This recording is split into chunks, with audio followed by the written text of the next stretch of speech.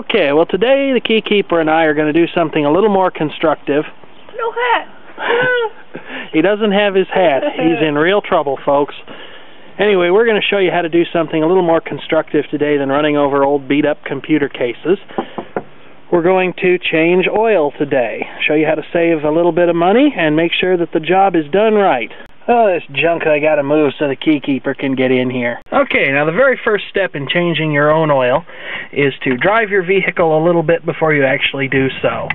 This gets all the stuff that's settled around in the bottom of the oil pan and stuff. It gets all that stuff up in circulation. Alright, my little old truck is nice and warmed up now. We're ready to change the oil. Okay, now, in order to successfully change your oil, you also need to have a few things. You need to have enough oil for your engine, so check your vehicle's owner manual, or look online if you don't know for sure. And you need an oil filter that's appropriate for your vehicle. Here you can see one that I paid entirely too much for at the local Napa. And you need some decent hand tools, particularly wrenches, which you will either have around your house you can buy, or you can steal them from your friendly neighborhood keykeeper.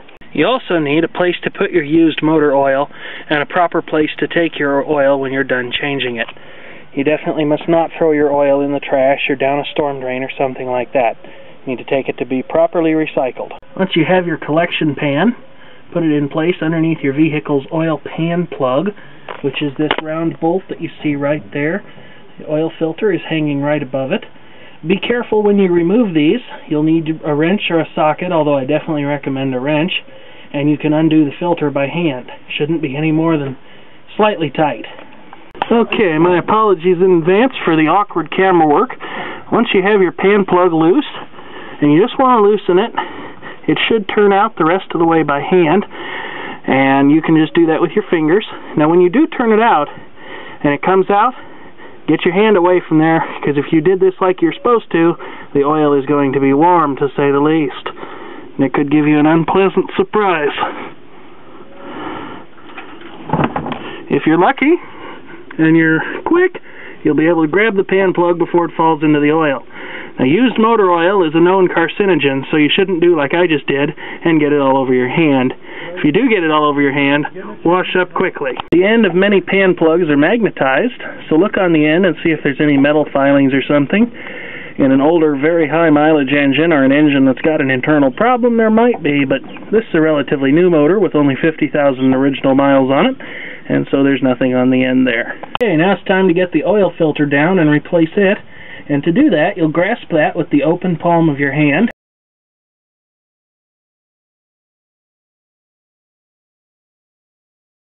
You'll put your fingers around it and you'll slowly turn it until it comes loose.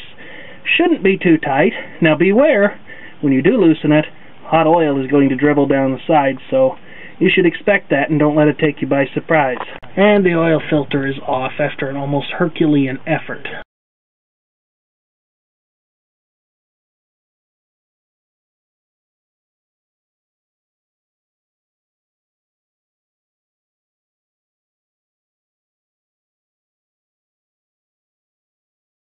I'm not sure just when that got put on there so tight.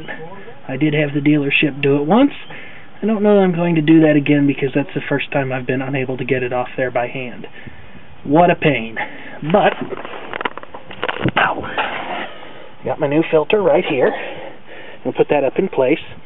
Now, normally you don't want much to do with used motor oil, but to help this seal up well, you want to moisten your finger with a little bit of oil, run it around the edge.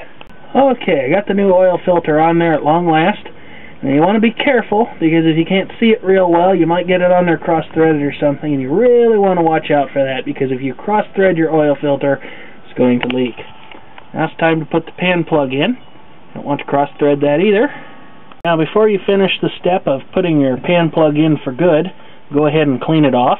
Then take your wrench and tighten up the pan plug until it's fairly snug, again making sure that it's threaded straight. You're now ready to put your new oil in the engine. Okay, if you didn't already, locate and remove your vehicle's oil filler cap.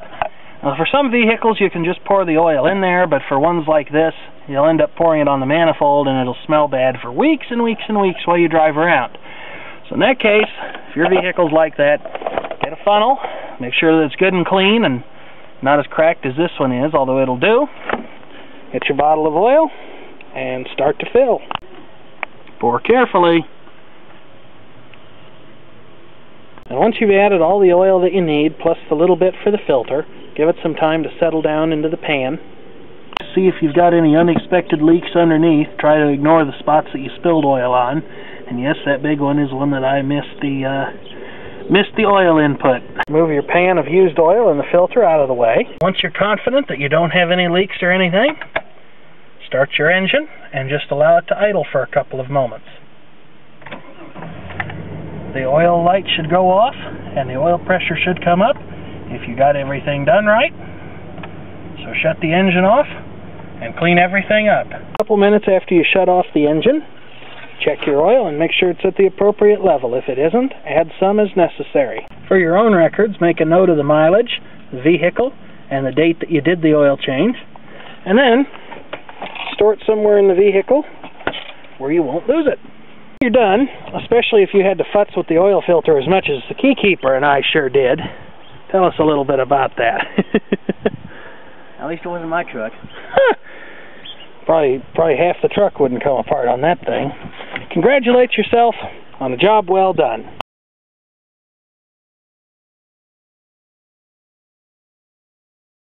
We are now out at the farm. This is the farm where all the tractors are, and the keykeeper is going to go ahead and recycle the oil. Quality truck.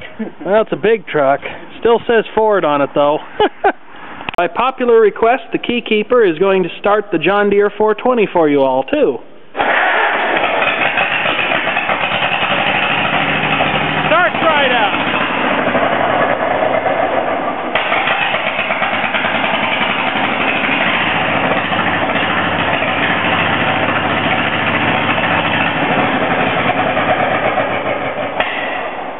Very nice.